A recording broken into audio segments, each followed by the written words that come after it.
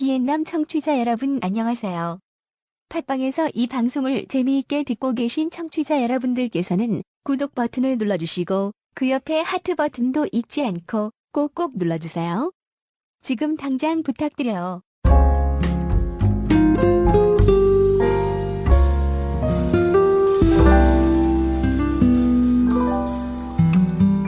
그러면 주제를 잠깐 바꿔가지고 한국 같은 경우에는 학벌주의 사회에 완전 찌들어 있는 문화잖아요. 네네. 모든 것들이. 베트남 같은 경우에는 학벌의 중요성은 어떻게 되고 교육률은 굉장히 뜨거운 걸로 알고 있는데 뭐 이를테면 취업할 때나 학벌의 메리트가 얼마나 있는지 학교를 얼마나 보는지 뭐 이런 것들이 좀 궁금한데. 이게 제가 뭐 베트남 내 대기업이 아니라서 사실 학벌을 본다 보지 않는다라고 말씀드리기는 어려워요. 근데 이제 제가 여러 사람을 채용해보고 이제 면접을 봤을 때는 학벌이 그렇게 중요하진 않은 것 같아요. 제 생각에는 저도 면접 몇 번 봐왔거든요. 네. 그러니까 예를 들면 뭐 하노이 백화대, 하노이 대학교 이런 데 좋다고 하는데 한국 사람이 느끼기에는 이게 얼만큼 좋은 대학교인지 모르는 것 같아. 굉장히 좋은 학교입니다. 아니 그 예를 들면 진짜 예. 백화대랑 하노이대는 어디가 좋은 것 같아요? 공대는 백화대가 훨씬 좋고요. 네. 예, 그 다음에 이제 하노이 대학교죠. 그러니까 뭐 제가 느끼기에는 약간 서울대랑 포항공대를 놓고 그렇게 생각하시면 안 돼요. 아니 예. 그거를 외국 사람한테 어느 대학교가 더 좋은 것 같아. 이게 여러분들 네. 저는 베트남 친구하고 이 대학교의 레벨에 대해서 공부를 한 적이 있습니다. 네. 공과대학은 압도적으로 백화대학교가 네. 1등을 하고 있고 문과대학교에서는 FTU라고 Foreign Trade University 알아요. 외상대. 외상대학교를 가장 최고로 치는데 물론 여기도 마찬가지로 그 위에 대학교들이 있습니다. 그 위에 대학교가 어딘고 하면은 경찰대학교 뭐죠? 공안대학교. 공안대학교. 네. 여기도 보면 육사 같은 개념의 높은 대학교, 그다음에 의과대학교. 그러니까 그 위에 있고 그 비슷비슷한 무리의 낀떼꺽전 경제대학교가 있고 비슷한 레벨의 응화이사오 외교대학교 이런 데가 있고 그 이외에 이제 하노이 대학교라고 하면은 조금 분석을 잘하세요. 하노이 하노이 국가대학교인지 아니면 하노이 국립대학교인지 뭐 이렇게 조금 복잡해서 그 이외에는 뭐 과로 친다고 하긴 합니다. 그 제가 느끼기에는 저는 한국 사람이라서 그런가 그게 안 와닿는 것 같아. 예를 들면 스카이로 놓으면은 한국 같은 경우는 S가 위에 있고 KY가 밑에 있잖아요. 맞아요. 종합대학 위주죠, 종합대학. 근데 저 같은 경우는 일찍이 뭐냐면은 그냥 뭐 아까 말한 외상대 뭐 대학교는 그냥 스카이라는 그냥 하나로 묶는 느낌이라 그래야 되나? 그렇죠. 여기는 좀 네. 과별로 전공별로 좀 나뉘는 것 나누다 같아요. 보니까 저는 제가 면접을 보지만 대학교 같은 경우는 그냥 그랬어요. 저는 개인적으로 느끼기에는. 맞아요. 예. 제가 사람을 겪어봤던 거는 확실히 좋은 대학교를 나온 사람들이 좀 우수해요. 그런 건 있죠, 당연히. 대학을 안 나온 친구들하고 격차가 굉장히 큰 편이에요. 아주 학벌 조장주의를 학벌 아주 타파해야 되는 문제 아닙니까 이거 지금? 답해야죠. 문제가 많습니다 이 방송에. 근데 문제는 이제 그런 거를 봤을 때 이제 일을 한다고 관리직이라고 생각하면 그런 쪽을 사실 염두해 주시는 게 맞고요. 그게 아니라 뭐 IT, 그다음 디자인 뭐 이쪽이라고 생각하면 포트폴리오를 보시는 게 가장 좋아요.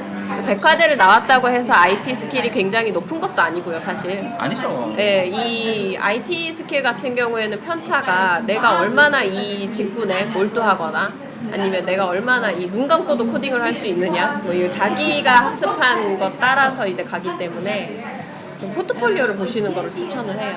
확실히 베트남이 인건비가 싸기 때문에 한국 기업들이 베트남 진출을 서비스 사업 쪽도 노려볼만 할 거라고 생각을 해요. 한국에서 디자이너 채용하려면 가격대가 만만치 않을 거고 네. 개발자를 소싱하려면 진짜 비싸고 구하기도 쉽지가 않은데 그럼 일단 베트남의 서비스 업체가 진출해서 그런 뭐 개발자나 디자이너나 이런 거를 채용할 때 그 수준과 레벨이 괜찮나요? 이거는 제가 이제 교육업체지만 말씀드릴 수 있는 게 저희가 어쨌든 IT를 접목한 교육업체이기 때문에 말씀드릴 수 있는데요. 사실 한국에서 말하는 그런 아키텍처 뭐 이런 심각한 수준의 거를 바라시면 안 돼요. 그거는 이제 한국 분들이나 아니면 다른 이제 우수한 관리자가 한국 정도의 인건비를 받는다고 생각하시면 되고 그 외에 이제 뭐 간단한 코딩 퍼블리셔 이런 거는 분명히 가격적 메리트가 있습니다. 근데 최저임금을 생각하시면 안 돼요. 그렇죠. 어쨌거나 비슷한 것 같아요. 왜냐면 건설 쪽도 보면은 자동 제어라고 해서 이게 중앙 집중으로 해서 이제 예를 들면은 냉난방 시설하는 게 있지 않습니까? 네. 그거 같은 경우 엘사 같은 경우는 그 한국 사람 이사님 한 분이 하시는데 그러니까 베트남에 기술이 없으니까 그 사람이 부르는 대로 몸값이고 베트남 사람들은 그걸 할 줄은 몰라요. 그 대신에 바꿔 말하면 설계라든지 도면 보는 것도 이제 베트남 사람들이 간단한 걸 할 수 있는데 아무래도 도면을 보다 보니까 인건비를 여기서 말하는 그 현장에서 계시는 단순 인부 생각하시고 하면 안 되는 거고 아마 제가 생각했을 때 뭐 좀 업종이 다르긴 하지만 그것도 비슷하게 생각하지 네, 않냐. 맞아요. 네. 그래서 너무 전문적인 거는 여기 기대를 하시면 안 된다. 네. 근데 또 제가 조금 추천드리는 거는 디자인 쪽은 좀 추천을 드려요. 디자인 퀄리티가 굉장히 저렴한 노동비로 굉장한 친구들이 많이 있습니다. 디자인이라는 게 그러면 뭐 광고 디자인이나 뭐 광고부터 브로셔 뭐 그런 것들 저희도 업체를 구하고 포트폴리오를 받아보면 한국보다 훨씬 좀 틀에 박히지 않았다고 해야 되나? 그러면 만약 제가 여기서 디자이너 몇 명 고용해가지고 디자인 외주를 주는 한국말로 제가 그 오다를 따오고 이 사람들한테 저렴한 인건비로 오더를 주면 사업성 있나요? 저는 좀 있을 거는 같아요. 근데 그 약간 한글 같은 경우에는 뭐 영어도 마찬가지지만 폰트를 어떻게 쓰느냐 그게 문제거든요. 네. 근데 이 친구들이 한글을 모르기 때문에 그건 내가 디자인은 해야지. 엄청 좋은데 이제 폰트가 굴림체로 들어가거나 아. 네, 그런 좀 리스크가 좀 있기는 하지만 이제 굴림체에 한국인 저만하지 관리자가 있다면 네. 예, 가능한 일이다. 가능한 제 일이라고 사업 생각합니다. 잠재 리스트에 하나 넣어두도록 예. 하겠습니다. 굴림체 점 하나 찍으면 그거 괜찮은 건가? 무슨 말이야? 굴림체를 쓴 다음에 끝에만 살짝 바꾸는 거죠. 이렇게. 그럼 저작권 안 걸려요? 그건 저작권 안 걸리는 건 뭐 문제 없는 폰트를 쓰면 되니까 문제는 없습니다. 뭐 문제가 있더라도 저작권을 이제 구입하시고 어쨌든 한국 사람이 매니저기 때문에 이제 폰트 같은 경우에는 상용화가 되는 폰트를 쓰시면 되고 창의적이다. 한국에서는 오히려 그런 중소기업들이 항상 경력직을 찾아요. 왜냐하면 기업 교육이 체계적이지 않기 때문에 네. 중소기업 같은 경우에는 입사하면서부터 많은 일들을 해야 되기 때문에 역량이 처음부터 개발이 돼 있어야 되는 경우가 많아요. 그런데 대기업은 은근히 어차피 신입사원 뽑아가지고 다 키우면 된다는 주의인 것 같거든요. 네. 저 같은 경우에도 제가 대기업을 잠깐 경험해봤기 때문에 들어갔을 때 꽤 놀랐던 거는 와 진짜 여기는 뭐 준비될 필요가 없었구나. 와서 걸러지는 사람은 나가게 되고 남은 사람들은 그냥 2년, 3년, 4년 구르면서 자동적으로 성장할 수밖에 없는 시스템. 그래서 철저한 기업 교육이 보장이 되는 네. 사회를 경험해봤기 때문에 이 베트남 같은 경우에는 대기업들이나 중소기업들이 기업 교육을 어떻게 실시하고 있는지 어떤 식으로 이 사람들에게 업무 역량이나 뭐 직무 역량을 키워주고 있는 교육을 하고 있는지가 궁금합니다. 저희가 지금 이제 같이 일하고 있는 회사는 V모 그룹이라고 이제 베트남에서 아시는 분들은 모두 아시는 그룹이에요. 부동산- 거기 부동산 제거 뭐 이제는 뭐 자동차 스마트폰까지 한다고 나서는 병원, 학교 뭐 안 하는 게 없어요. 네, 안 하는 게 없습니다. 거기는 이제 자체 연수원도 다 있고요. 뭐 육성도 하고 다 하는데 조금 다른 점은 공채를 여러분들이 생각하시는 그런 공채가 없어요. 베트남의 채용 시스템이 그러면 어떻게 되죠? 필요한 곳에 필요한 인력을 뽑는 게 채용 시스템이지 뭔가 상시 채용. 한 번에 다 뽑아서 이거를 뭐 예를 들어서 이제 한국처럼 뽑아서 푸른 피를 흐르게 하겠다 아, 뭐 이런 거는 없습니다 이제. 맞아. 그 회사가 자동차 만든다고 할 때 네. 지금 짓고 있잖아요, 공장을. 여기에 그 비슷한 쇠 조각 하나 만드는 사람까지 다 될 것 같아요. 그냥 상시 공고 계속 올려가지고. 예. 한국처럼 뭐 이렇게 요거를 만드니까 관련된 직종을 뽑는 게 아니고 그냥 막 그냥 다 뽑았대. 그냥 쇠덩이 만질 줄 아는 사람들은. 좋은 건가? 그게 이제 공장 근로자들 뽑는 거고요. 그리고 그 자동차 만들 때 공고가 심지어 영어로 났어요. 왜냐면 그 자동차 법인 대표가 이제 유명한 해외 자동차에서 프랑스도 데리고 아니에요. 왔기 프랑스인가 독일, 때문에 이탈리아인가 뭐 그쪽이었던 것 아, 같아요. 맞아요. 네, 그 거기서 아저씨들이야. 데리고 오셨기 때문에 아예 공고를 엔지니어부터 영어로 다 냈어요. 그만큼 맞아. 이제 영어를 플루언트하게 해야 그 회사에서 일을 할 수가 있는 거예요. 그 공용어가 영어인 회사들이 몇 군데 있습니다. 베트남 베트남 회사인데. 회사도. 예, 통신회사 몇 군데랑 이제 통신회사면 그 V모 그룹 예, V모 그룹, 뭐 F모 그룹. 얘기해도 되잖아. FTP랑 VNPT랑 FPT, VNPT. 네. VNPT는 우정통신공사고 FPT는 대한민국 최대 프렌십이야? 아 그런 거 아니고 왜 그래? 그 FPT 같은 경우에는 베트남 최대 SI SI. 네. 기업이죠. VNPT 같은 경우에는 이제 공용어가 영어지는 않아요. 이제 일부 직군에서 영어를 쓰고 있고, 다만 이제 FTP 같은 경우에는 유니버시티도 가지고 있잖아요. 그렇죠. 기술 FTP. 교육을 해주잖아요. 그 무조건 영어를 해야 그 회사에서 근무를 할 수 있다고 보시면 되고, 심지어 그 회사는 일본에서 아웃소싱을 굉장히 많이 받아요. 그래서 일본에 지사도 있어요. 아웃소싱이면 그러니까 심각한 이제 구조 설계나 이런 것들은 다 현지 인력이 그쪽 인력이 하신다고 보시면 되고, 이제 그거를 이제 건축으로 따지면 이제 시멘트 바르고 뭐 전기선 깔고 뭐 이런 것들을 다 그 친구들이 하는 거죠. 인건비 문제 때문에. 맞아. 비에텔 이런 쪽도 보니까 외국어 수주 많이 한다 그러더라고. 네. 그런 중- 거 중개비나 뭐 수주해서 이런 거 아웃소싱으로 만들 때도 많이 있고요. 그래서 어쨌든 여기가 뭐 채용 시스템 자체가 이제 내가 필요한 사업, 필요한 분야에 적절한 사람들을 포트폴리오와 이력서 이런 것들을 보고 은근히 HR의 역할이 굉장히 커요. 정말 맞아요. 네, HR의 역량이 굉장히 진짜 크고 커요. 뽑아놓은 후에 육성은 개인에 맡기지 회사에서 책임져주지 않습니다. 개인에 맡긴다는 게 무슨 말이죠? 그러니까 제가 만약에 코딩하는 사람인데 내가 코딩 그룹의 매니저가 되고 싶어요. 네. 그러면 코딩을 잘하는 것과 매니저를 하는 것 사이에 좀 다르잖아요, 업무 자체가. 다르죠. 관리자로 회초리를 될 줄 아냐 이제. 근데 이거는 이제 모든 글로벌 기업들이 다 비슷한 것 같아요. 여기에서 이제 내가 매니저로 올라갈 수 있느냐 없느냐의 이유는 내가 HR한테 나 이런 관리자의 관심이 있어. 그리고 나는 이런 MBA에서 뭐 인사조직 관리를 전공을 지금 하고 있어. 그래서 내가 다음에 몇 년 후에 내가 이걸 할 수 있을까 하고 계속 HR이랑 딜을 하는 거예요. 내가 이 커리어 패스가 있지만 앞으로는 요 집단들을 IT 집단을 내가 리딩하고 싶다라고 하면 관련 이제 대학원에 진학을 한다던가. 그리고 HR이랑 굉장히 많은 이야기를 해요, 생각보다. 내가 그 커리어 패스에 그 직군에 가기 위해서. 실제로 저희 회사에서도 한국어 컨텐츠를 번역하기 위한 인력을 뽑았지만 자신의 커리어 패스는 교육 컨텐츠를 컨설팅 하는 거기 때문에 이제 미국 쪽 컨텐츠도 내가 영어를 잘하니까 한번 해보겠다라고 해서 바꾼 친구들도 있어요. 그래서 그거를 또 HR이랑 상사들이랑 굉장히 많은 이야기를 하고자 해요. 요즘에 제 주변에 한국말을 가르치려는 사람들이 좀 많아요. 유튜브로 가르치는 분들도 있고 학원에 출강하신다는 분들도 있고. 네. 가르치는 손가락으로 이렇게 가르치는 거 가르치는 건 또 다르죠. 가르치는 죄송합니다. 가르치는 거죠. 네네. 가르치는 사람들이 많은데 네.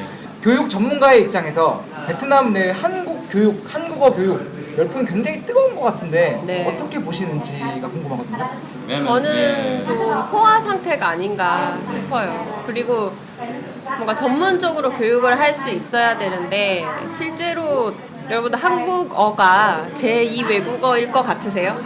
한국어는 제2 외국어는 누구나 영어고 제3 외국어죠. 아, 그쵸. 그리고 학제에도 뭐 저는 일본어, 프랑스어, 수어, 그다음에 영어, 러시아어 이렇게까지도 학제에 제2 외국어로 들어가 있어요. 예. 근데 한국어가 올해 이제 딜을 하고 뭐 이런 상황이에요. 한국어 들어가 있잖아요 지금. 아니요, 시범입니다. 시범. 아, 시범이요? 네, 시범이고 정식적으로 뭐 교과서나 이런 게 지금 준비하고 있는 상태예요. 그래서 그만큼 내용적인 퀄리티가 좀 부족하지 않나 싶고요. 이런 일선 학원도 굉장히 중요하지만 이 학원들이 사실 취업 시장이나 이런 데 얽혀서 많이 생기는 거거든요.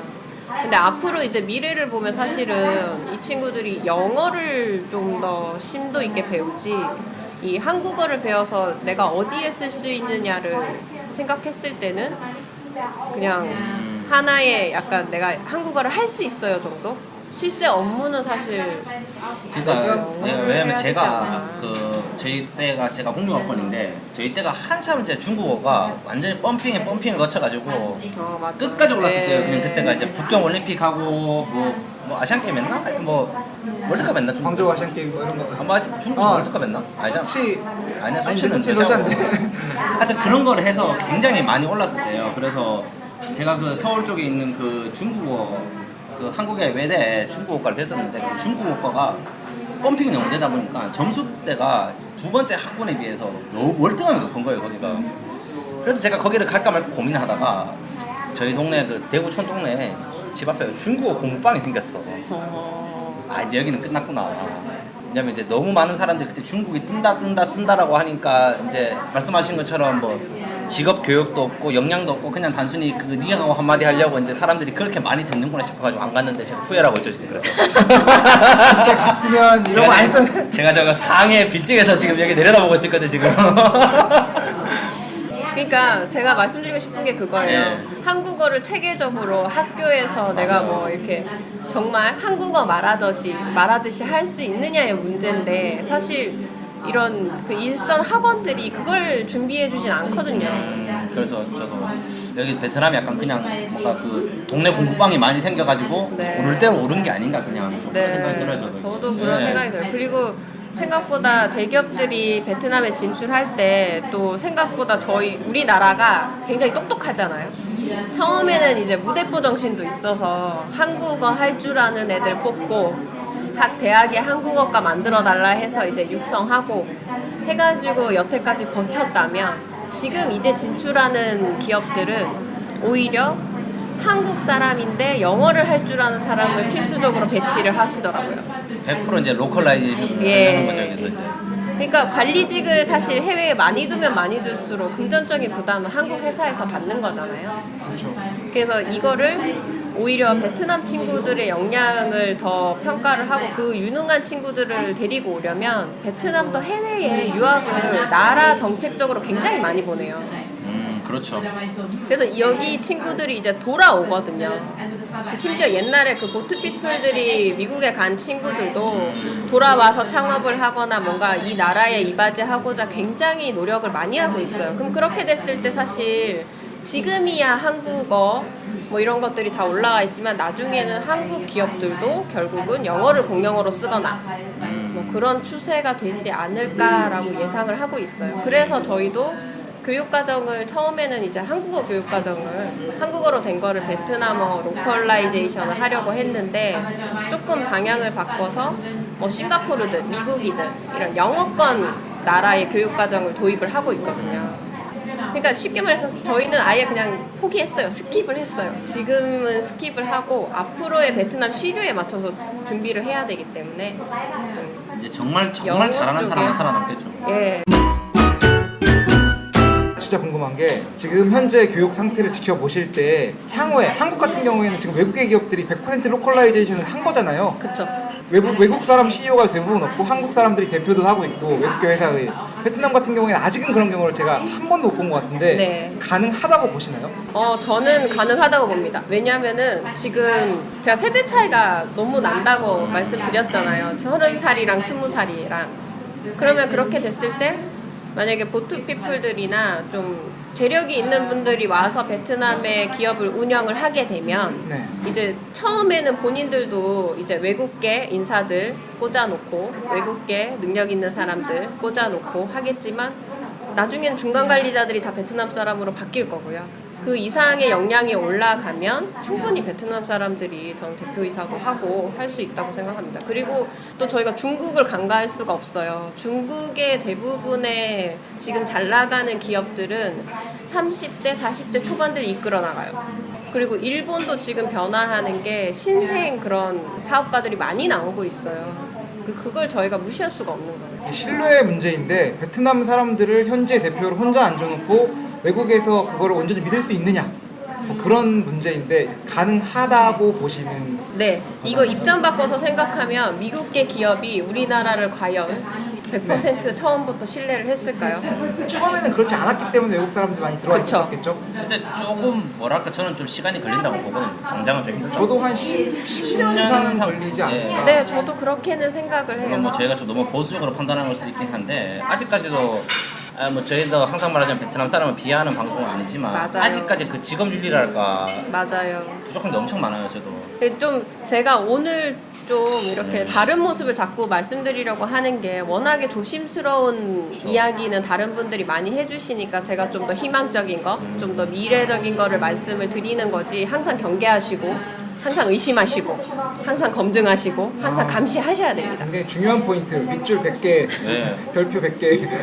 예전에 뭐 그걸 들어서 저 회계장 자리를 사고 판다면서 그거 잠깐 얘기해 주실래요? 아, 그 얘기 모르세요 혹시? 아, 저는 어렴풋이 들었어요. 예. 예전에 그 아는 친구의 아시는 분이 회계장이거든요. 근데 그 커뮤니티가 있다 그래요. 커뮤니티에서 그 속된 말로 잘해 먹을 수 있는 자리를 돈 주고 사고 판다 그러더라고요. 후임자를 어쨌든 간에 회계장이 미팅을 보고 면접을 본 다음에 사람을 뽑는 건데, 그 인사 과정이 한국 사람들이 생각했을 때는 그냥 투명하다 이루어지고 있는데 사전에 다 입에 맞춘 얘기라고, 그러면서 뭐 그런 얘기가 있으니까 좀 조심을 하셔야 되는데, 아 모르겠습니다. 저도 이게 민족성이라고 표현하면 좀 그렇긴 한데, 이게 좀 뭐랄까 아직까지도 그거를 제가 못 봤어요. 한국도 사실은 바뀐 지가 얼마 안 됐지 않습니까? 무단횡단 하지 마라. 맞아요. 그건 뭐랄까. 저 양신냉장고도 양신냉장고 예. 그 정지선 지켜라.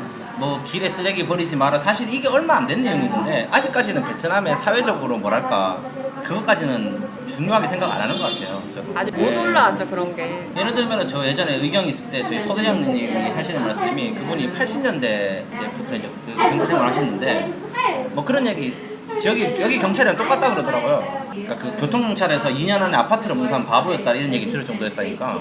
그게 불과 30년 전 얘기거든요. 80년대 후반에 20년 전 얘기니까. 그래서 베트남도 언젠가는 바뀌겠지만 아직까지 좀 이르다라고 좀 생각도 드는데, 아마 젊은 사람들이 조금 더 뭐랄까 좀 깨어 있으면 좀 바뀌려나? 지금 정치적으로 이렇게 많은 개혁 운동, 사정이 일어나고 있다고 얘기를 해요. 그래서 지금 뭐 총서기장부터 시작해가지고 이 베트남의 그런 사회 구속이 많이 악습들, 되고 있죠. 네, 뿌리 뽑으려고 구속이 굉장히 많이 되고 예. 있습니다. 뭐 신문에 매일매일 네. 누가 구속됐다, 뭐 얼마 해먹었다, 이게 굉장히 많이 나오는 저는 것 그냥 같아요. 파워게임 이렇게 생각하는 건데 그거. 근데 심지어 이렇게 잘못 해먹은 사람들을 잡아가지고 사형을 시킨다. 네. 네, 외국에 있는 사람, 도망간 사람 잡아가지고 사형시키고, 그런 것들이 사회 정화 운동이 일어나고 있다. 보고 맞아요. 있고. 그래서 그게 처음에는 뭐 위에서 시작하지만 조금씩 밑으로 내려오지 않겠냐 싶습니다. 예. 좀 좋아지겠죠 베트남도 앞으로? 좋아질 겁니다.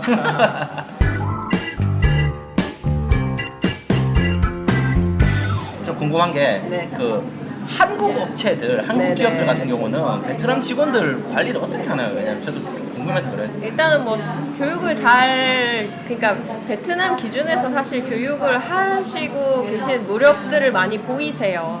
이제 뭐 못한다고 이제 판단할 수는 없고요. 그리고 교육이라는 것 자체가 인풋 대비 아웃풋을 정확히 산정을 할 수 없잖아요. 그래서 투자를 좀 미루시는 것도 있고 그래요. 근데 이제 제가 좀 말씀드리고 싶은 거는 베트남 회사들이 이제 외국계 CEO를 영입을 하고 그런 교육 체계를 만들고 인사고과 체계를 만들고 하면서 이제 빠르게 변화하고 있기 때문에 이 한국 업체들도 좀 더 체계적인 교육이 필요하지 않나 싶어요. 이거 제가 뭐 영업하려고 그러는 건 아니고요. 아, 저도 느낀 게 아까 저희도 이제 쉬는 시간에 제가 말씀드린 건데, 한국 업체 같은 경우는 너무 도제식이라 그래야 되나? 네, 맞아요. 심지어 한국인 관리자가 그 베트남 직원들을 모아놓고 교육을 하는데도 한국이면 상상도 못할 일이죠. 그 블랙보드에 그림 그려가면서 약간 그런 식으로 교육하고, 특히 또 한국 직원들을 또 교육할 때도 약간 그런 식의 경향이 짙고 이러다 보니까 네. 그 인재 유출이 좀 많은 것 같아요, 사실 그런 것 때문에. 맞아요. 예.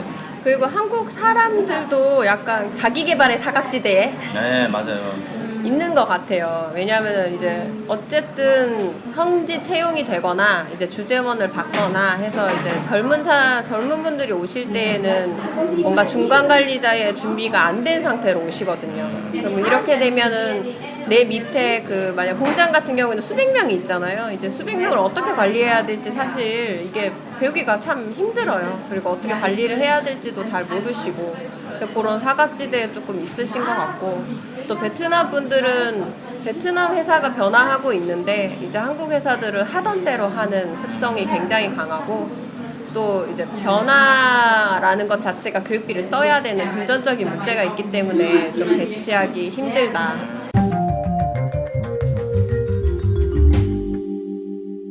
베트남 교육 같은 경우에는 지향하고 있는 롤모델 국가라던가 어떤 시스템이라던가 이런 게 있나요? 한국을 좀 따라하려고 한다던가 뭐 이런. 이게 베트남 사람들하고 베트남 그러니까 엘리트 분들이죠. 이제 저희가 인터뷰하는 분들이 다 대기업 소속 뭐 인재개발센터장 뭐 이러신 분들이니까 이제 대화를 해보면 좋은 거를 차용하려는 거지 어떤 이제 국가별 모델을 삼고 있지는 않아요, 사실. 그래서 보면은 뭐 기술교육 같은 경우에는 독일식 도제 위주로 하는 거를 굉장히 좋게 보고 있고요. 심지어 일본식의 그런 이제 육성 관리도 많이 도입을 하고 있어요. 근데 리더십 모델 같은 경우에는 한국 스타일이 좀 맞지는 않아요. 근데 정서가 조금 비슷해서 그런지 완전 미국식 리더십 체계를 갖고 오기도 그렇고 또 완전 일본식 거를 또 갖고 오기도 그렇고 이게 애매한 게 좀 있어요. 근데 가장 잘 맞는 게 약간 한국 스타일이기는 해요. 그래서 한국 스타일의 뭐 한국 삼성 내에서 어떻게 파이프라인을 했는지 뭐 이런 것도 굉장히 궁금해하기도 하고, 그다음에 뭐 포스코는 뭐 어떻게 운영을 하는지, 왜냐면 이분들이 약간 원자재가 여기가 풍부하잖아요. 그래서 그런 원자재 기업들이 어떻게 인력들을 관리하고 어떻게 다른 나라로 수출을 하거나 뭔가 제조를 할 수 있는 계기를 만들었는지 이런 것들도 굉장히 궁금해 하시고요. 그렇죠. 베트남이 좀 그 유연하는 나라의 특징 아니겠습니까? 예전부터 뭐 역사나 정치적으로 봤을 때도 나라 자체가 뭐 정치 사상도 그렇고 사람들의 라이프 스타일도 좀 되게 실리적이죠. 도움되는 걸 받아들이려고 하다 보니까 한국 같은 경우는 예전에 그 일본식 맞아요. 뭐랄까요 그 많은 시스템들을 받아들이고 네. 따라하고 했었죠. 따라하면서 저희 걸로 이제 많이 변화시키고. 베트남도 그렇게 비슷하게 생각하면 될 거 아니에요. 네. 그래서 본인들의 맞는 거를 이렇게 찾아가는 과정에 있다고 생각해요. 마지막으로 네. 궁금한 게 좀 추상적일 수도 있는데 베트남 교육의 미래. 베트남 교육의 미래란 말이 베트남은 뭐 베트남의 산업군의 미래, 뭐 사회 미래 뭐 이런 거. 네. 뭐 이게 굉장히 이제 포괄적이기는 한데 이게 경제가 성장하고 있는 나라의 미래는 굉장히 밝다고 생각을 합니다. 밝다고 생각을 하는데 그게 우리가 착각하지 않아야 된다고 생각을 해요. 뭐 한국을 좋아하기 때문에 한국을 따라한다던가 완전히 뭐 미국이 앞서기 때문에 미국을 따라한다거나 뭐 중국이 치고 나오기 때문에 중국을 따라한다던가 이런 게 사실 아닌 것 같아요. 본인들만의 거를 구축하려고 굉장히 노력을 많이 하고 있는 것 같고요. 그래서 이 경제 성장에 따라서 지금 뭐 사회 정화 운동도 일어나고 본인들 역량도 많이 키우려고 하고, 심지어 이 대학 쪽은 해외 대학 유치하려고 많이 노력을 하고 있어요. 여기에 지금 RMIT라는 네, 학교가 호주 들어와 있는데 고등학교 있죠. 이제 호주 같은 경우에는 처음부터 이제 수교가 돼 있었기 때문에 쉽게 들어올 수가 있었고, 그 다음은 이제 다른 나라의 대학들을 유치하려고도 많이 노력을 하거든요. 그래서 이 어떻게 보면 사회주의인데 굉장히 그런 시장 경제의 논리를 따르는 그런 나라인 것 같아요. 그래서 저는 미래가 굉장히 불투명하면서도 성장하고 있는 나라고, 불투명하면서도 그 빛을 가릴 수는 없다고 생각을 해요. 그래서 이 빛을 어떻게 이제 구름을 어떻게 걷어내냐에 따라서 이 베트남이 굉장히 많이 성장할 수 있다고 생각을 합니다. 잘 오셨어요. 저도 잘 온 것 같아요.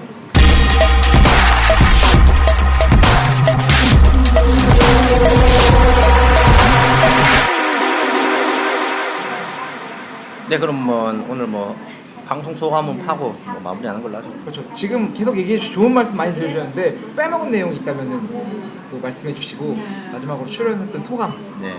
아, 빼먹은 내용은 아마 있을 테지만 지금은 생각나지 않고요. 그럼 앞으로 생각이 안 나는 건가요? 그렇죠. 절대 생각이 안 나 그래요. 뭐 그런 건 없는데 이제 오시는 분들이 이제 베트남의 그런 꿈을 가지고 오시겠지만 이제 허황된 꿈은 가지고 오시지 않았으면 좋겠어요. 그래서 뭐 언론에서 보도하는 것만큼 P급빛 미래가 여기 있는 것도 아니고요. 그리고 여기 막상 오시면은 한국 사람들 물론 많이 좋아합니다. 한국 문화도 좋아하고. 근데 실제로 자기 산업군에서 경쟁할 수 있는 회사가 만약에 뭐 미국이 더 발전이 돼 있다라고 하면은 미국을 공부하고 베트남에 오셔야지 그냥 우리나라 것만 연구하고 나서 이 서비스가 없으니까 하면 잘 되겠지라고 그런 분석 없이 오시면 참 큰 코 다칠 수 있는 나라인 것 같아요. 마지막으로 또 궁금한 게 있는데 그 중소기업 기업 교육 이런 것도 네. 또 의뢰가 들어오면 해줄 수 있는 부분인가요? 그게 저희가 원래 B2B 사업 자체가 규모로 이루어지는 사업이라서 조금 힘들어요. 그래서 내년에 저희가 준비하고 있는 게 뭐 베트남 내 작은 기업들은 저희가 어떻게 이제 공짜로 해드릴 수도 없고 할인을 뭐 해드릴 수도 없지만은 이제 한국 진출 기업들의 한국 사람들이 적다 보니까 사실 교육의 사각지대에 있는 거거든요. 그래서 이분들을 좀 모아서 모수를 만들어서 저희가 좀 어떻게 보면 기여를 할 수 있는 한국 기업들한테 그런 루트를 좀 찾고 있어요. 그리고 베트남에 유학 온 한국 대학생들도 굉장히 많은데 이 친구들이 취업 준비나 이런 것들이 굉장히 부족하거든요. 사실 채용을 하는 회사들도 베트남 말은 하는데 베트남 말밖에 할 줄 모른다라고 하는 고민들이 있어요. 그래서 그런 뭐 기초적인 뭐 원가 관리 회계라든가 뭐 이런 것들을 저희가 한국 청년들한테 좀 혜택을 줄 수 있지 않을까 이런 것들을 지금 내년 사업 계획으로 가져가고 있어요. 저는 또 멀리까지 또 와주셨으니까 이런 영업 측면에서 도움이 됐으면 해서 여쭤본 건데 따로 그렇게 되는 건 아닌 것 같아.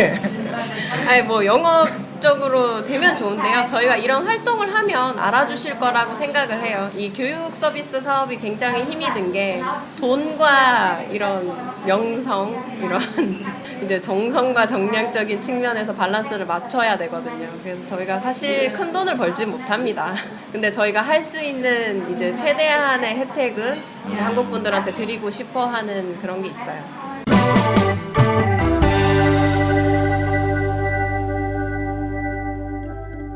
멀리까지 와주셔서 좋은 말씀해 주셔서 정말 감사합니다. 진짜 감사드립니다. 말씀을 굉장히 잘하시네요. 네, 정말 저도 논리적으로. 저도 아까 말씀하신 거 들으면서 약간 오늘 방송을 복기를 해봤는데 어제 편집할 점이 하나도 안 보여. 편집할 점 내가 말 실수한 거 나 편집해야 돼. 그러니까 나도 우리가 뭔가 말실수한 건 있는데 아 근데 진짜 이런 기회가 없어서 그리고 이렇게 만나 보면은 이렇게 아직은 시기상조지 않나라는 피드백을 많이 제가 받았었어요. 근데 이렇게 두 분 만나니까 뭔가 좀 더 용기가 생기고 희망이 생기고 저희가 이제 할 수 있는 일을 더 찾을 수 있는 것 같고 참 좋은 것 같아요. 그래서 인터뷰하는 분들이 더 많아졌으면 좋겠네요. 제가 또 인터뷰를 한 게 그러고 보니까 청취자를 만나서 처음으로 인터뷰를 했던 거예요. 이번엔 물론 패널로 나오셨지만 그렇죠. 청취자 입장에서 우리 방송에 대해서 아 좋은 얘기는 듣지 말고 그러니까 디스를 그냥. 비판적인 얘기를 네. 저희 나가 있을까요 그냥? 아니요, 근데 뭔가 되게 신선하고 너무 이 뭐라 그래야 되죠? 이 방송을 발견했을 때 너무 좋았어요. 왜냐면 해외에 있다 보니까 사실 이렇게 들을 수 있는 게 많이 없어요. 그리고 들어도 뭔가 나의 이제 자기 개발에 의한 거지 뭔가 내 일과 관련된 거를 사실 듣기가 힘들었는데 들으면서 굉장히 베트남 역사도 다시 한번 정리를 하게 되고 좀 재밌게 이 시류의 이 젊은 사람들이 이렇게 생각하는구나라는 거를 피드백을 볼 수 있어서 너무 좋은 것 같아요, 진짜. 그리고 두 분이 좀 힘드시겠지만 되게 많이 만나고 이렇게 많이 인터뷰 해주셨으면 좋겠어요. 디스를 해달라. 아니 정말 사실 방송에서 되게 베트남의 그런 핑크빛을 엄청 보여주잖아요. 그렇죠. 근데 이 베트남의 현실도 진짜 아셔야 돼요. 저도 오늘 물론 다른 면에 좋은 이야기를 많이 했지만 항상 경계하시고 조사하시고 리서치하시고 항상 의심하시고 하셔야 되는 그런 것들을 방송마다 이렇게 녹여져 있는 게 참 좋은 것 같아요. 그러는 교육이 뭐라고 생각하세요? 하키체.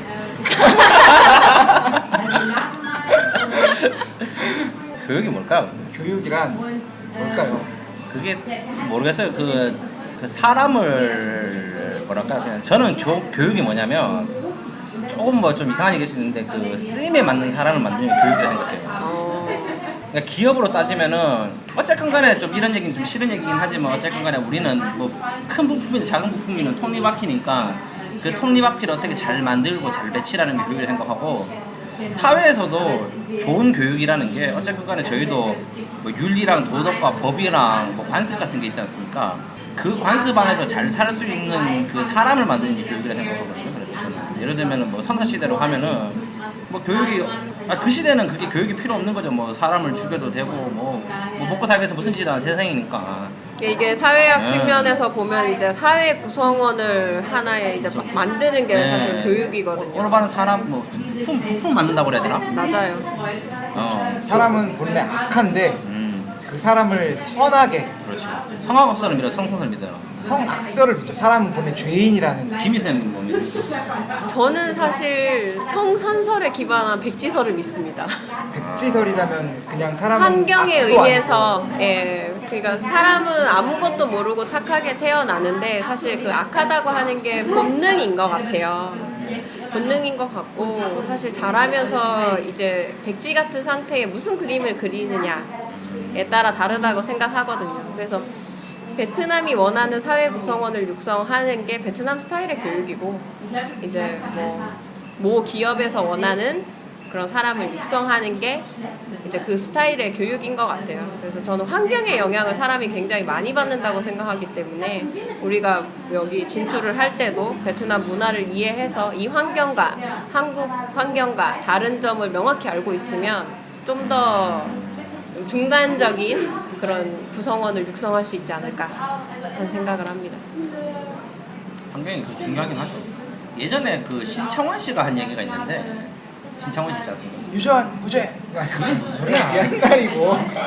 그 살인하신 분. 사람 죽여놓지 않잖아요. 그 사람이 뭐 절도죄하고 뭐 감옥 탈출한 사람인데 신창원 씨를 기억하는데 그 얘기를 했다 그러더라고요 예전에.